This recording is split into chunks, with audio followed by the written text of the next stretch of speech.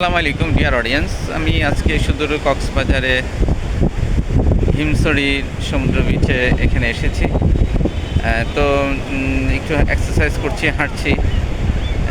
দুপুরের এই সুন্দর সমুদ্রের ঢেউতে একটা শোর শোর শব্দ করছে, পানি জোয়ারে পানি আস্তে আস্তে বাড়ছে।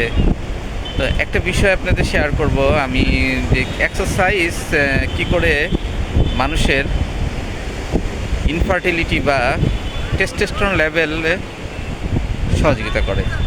আমি এর আগে বলেছি যে এক্সারসাইজ মানুষকে রক্ত পাতলা করে, এক্সারসাইজ ডায়াবেটিস কমায়, এক্সারসাইজ আপনার অতিরিক্ত ওজন কমিয়ে রাখে, এক্সারসাইজ আপনার ভিগর অ্যান্ড ভাইটালিটি আসে। তো আজকে আমি একটু কথা বলতেছি যে এক্সারসাইজের মাধ্যমে কী করে আপনি আপনার মেল টেস্টোস্টেরন হরমোন, যে হরমোন আপনার ভিগর অ্যান্ড ভাইটালিটি বাড়ায়, আপনার সঙ্গিনীর প্রতি আপনার আকর্ষণ সৃষ্টি করে, আপনার ইন্টারকোর্সের টাইম বাড়ায়, আপনার মাসেলস এনার্জি মাসেলসগুলো বিল্ডিংয়ে সহযোগিতা করে, আপনার বিভিন্ন রকমের পৌরুষালিক ভঙ্গিগুলো এই টেস্টোস্টেরন হরমোনকে আপনাকে করে মানে দেখায় আর কি।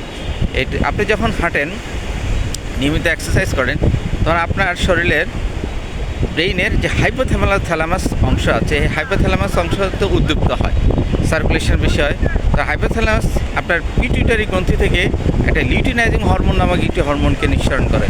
এই লিউটিনাইজিং হরমোনটাই কিন্তু গ্রোথ হরমোন। মানে আপনার টেস্টোস্টেরন লেভেলে বাড়ানোর জন্য এই লিউটিনাইজিং হরমোনের বিশাল এক অ্যাক্টিভিটি আছে।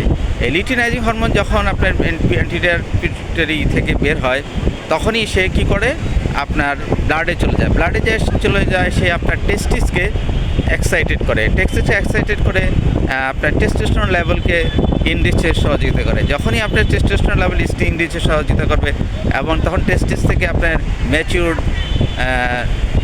স্পার্ম তৈরি হবে, এবং স্পার্ম মোটালিটি ভালো থাকবে, স্পার্মগুলো অ্যাক্টিভ থাকবে, যা আপনার সন্তান উৎপাদনে সহযোগিতা করবে।